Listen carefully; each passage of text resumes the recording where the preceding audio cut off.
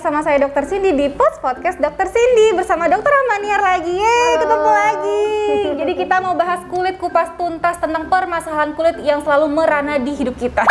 Jadi teman-teman, kemarin kita bahas jerawat, bahas flek, sekarang saatnya kita bahas yang bikin kecil-kecil itu merusak hidup kita. Nggak rusak hidup ya. Tentang milia ya Dok ya. Iya. Wah, jadi milia ini sudah menjadi perbincangan topik di dunia media sosial dan dimanapun kita berada. Bahkan tidak melihat usia juga Dok ya, bisa ada yang remaja, ada yang anak kecil pun bisa juga, beruntus gitu Dok ya. Baik, langsung saya tanyakan sama dokter ahlinya nih, dokter spesialis kulit dan kelamin Dr. Rahmaniar. Silahkan Dok, apa sih milia itu Dok, atau brutus-brutus itu Dok? Silahkan Dok. Baik, kalau untuk milia sendiri sebenarnya agak mirip tuh kayak jerawat. Dia tuh sebenarnya penumpukan dari produksi kelenjar minyak.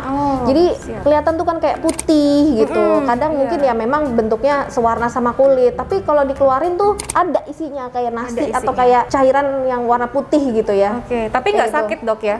Biasanya nggak sakit. Kalau jerawat biasanya bisa sakit. Oke. Kayak gitu. Sudah radang ya Dok. Nah, milia itu selain biasanya sama orang dewasa, biasanya bisa juga sama anak-anak, bayi biasanya.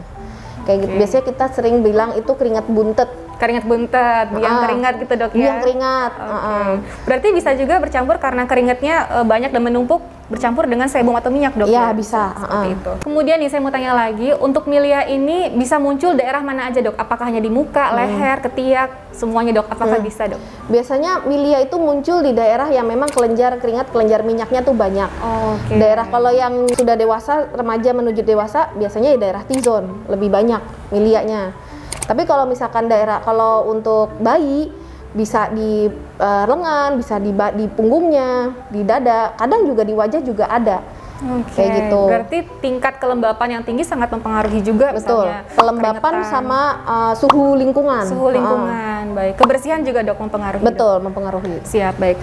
Nah, kemudian nih, jadi penyebab utamanya tentang keringat. Apakah ada lagi yang lain Dok? Misalnya salah penggunaan produk kah? Mungkin si baby juga, atau kita salah penggunaan skincare juga bisa timbul milia atau beruntus Dok? Silakan Dok. Biasanya kalau untuk skincare sih tidak terlalu berpengaruh ya. Kalau skincare tuh biasanya tuh lebih ke arah peradangan. Jadi bentukannya tuh ya beruntus atau merah-merah gatel gitu ya. Tapi kalau milianya agak beda.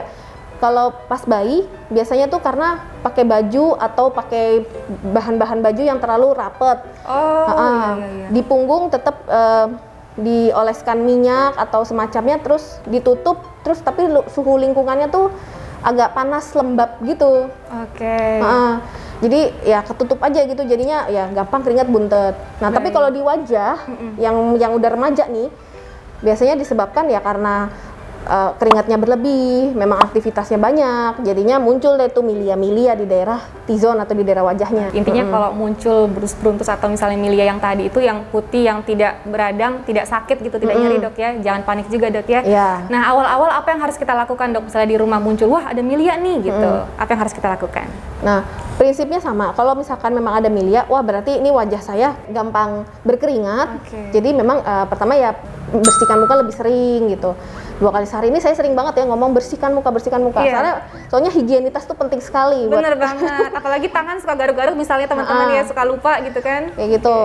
Nah, terus kalau bisa jangan dikopek-kopek. Kalau dikopek-kopek dikeluarin, oke, milianya keluar, tapi kulitnya jadi jelek, jadi malah ngeflek lagi nanti. Tuh. Tapi kalau untuk yang bayi, usahakan lingkungan sekitar bayi tuh jangan terlalu panas atau terlalu lembab. Pakai baju jangan terlalu tebal, seperti itu. Intinya jangan sampai pori-pori di kulit wajah kita tertutup ya Dok ya. Nanti kalau misalnya kelenjar keringat menghasilkan keringat, mau keluar jadi susah salurannya. Minyaknya juga akan menumpuk seperti itu. Baik. Nah, apakah kita kembali lagi ke makanan? Apakah ada makanan tertentu yang mempengaruhi munculnya milia atau minuman tertentu Dok? Silahkan. Kalau misalkan makanan, mungkin makanan pedes kali ya, karena bikin keringetan. Oh iya, betul. Apalagi udah pedes, panas kan ruangannya, lagi sakit hati, patah hati lagi, hormonal lagi. Tapi secara langsung sih kayak tampak tidak ada sih. Paling ya itu yang bisa mengeluarkan panas berlebih itu apa ya? Intinya yang bikin keringetan ya Dok ya, memicu ya. Oke, siap. Saya baru kepikiran, iya juga ya kalau pedas berlebihan gitu jadi keringetan, pengaruh juga. Baik, kemudian kita mau lihat nih, apakah ada milia tertentu yang misalnya ada klasifikasi tertentu dari milia, dan apakah ada yang berbahaya Dok? Silakan Dok. Kalau untuk klasifikasi tertentu untuk milia itu sebenarnya tidak ada yang terlalu harus diklasifikasikan seperti jerawat gitu ya.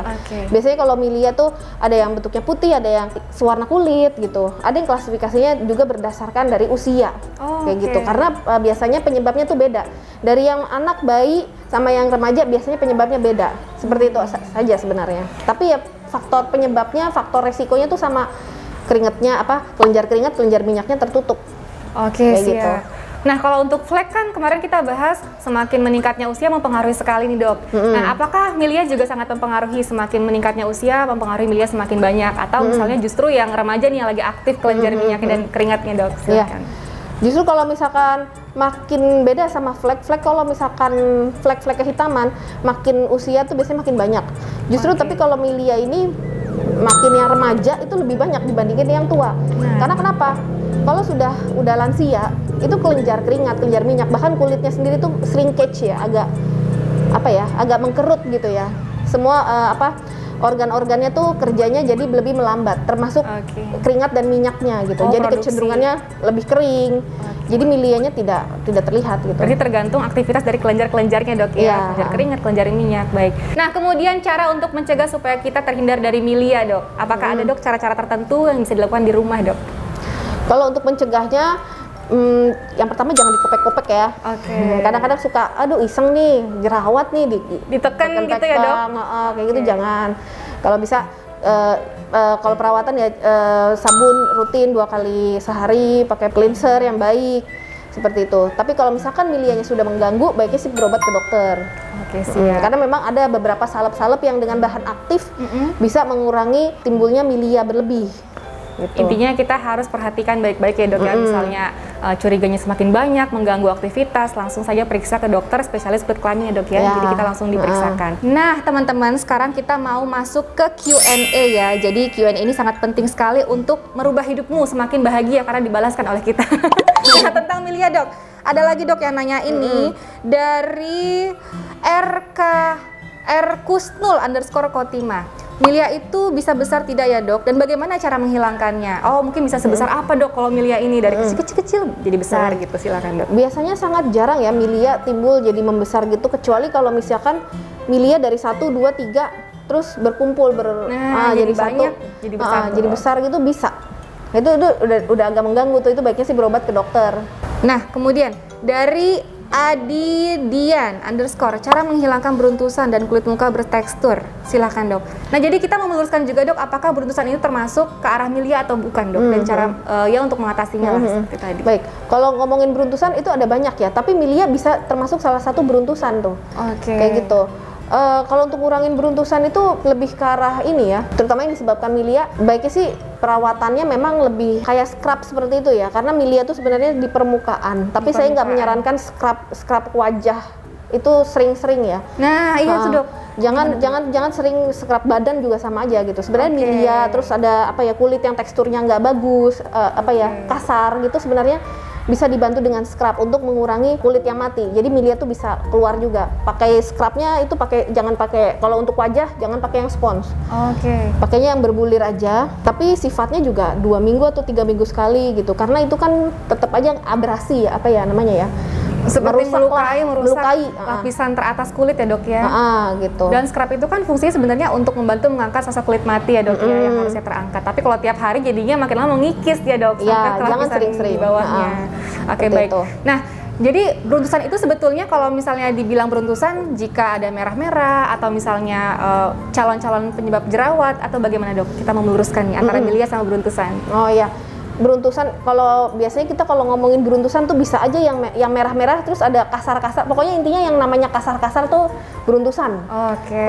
Mau dia dalamnya ada merahnya atau tidak ada merahnya, beruntusan kita bilangnya yang kasar ya. Kok ada tajam-tajam di wajah gitu. Nah, kalau ada gatel, nah itu biasanya ada peradangannya. Ada merah berarti ada peradangannya. Tapi kalau nggak merah, nggak ada peradangan ya mungkin bisa karena milia atau memang karena kulitnya kering seperti itu. Baik, berarti kita juga bisa mengatakan beruntusan seperti Tapi kalau ada tanda-tanda inflamasi atau peradangan, penyebab-penyebab jerawat, calon-calon jerawat, intinya mau terjadi kerusakan atau iritasi ya dok ya, kita bisa sebutkan sebagai beruntusan. Oke, baik, terima kasih Dokter Rahmaniar sudah memberikan kecerahan kita ya, mencerahkan tentang topik hari ini tentang milia dan juga beruntusan. Nanti teman-teman kalau misalnya ingin diangkat lagi topik-topik yang lain, langsung aja komen di bawah.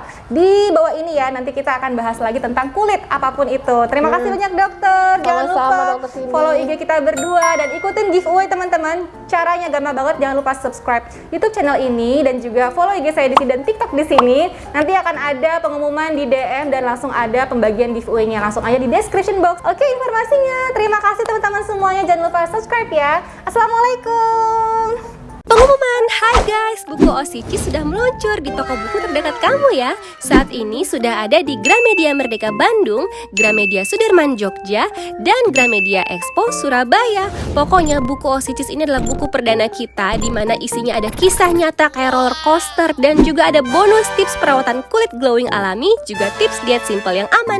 Juga kepoin info lebih lengkapnya di Instagram @lovable.redaksi ya. Buruan serbu sebelum kehabisan. Thank you.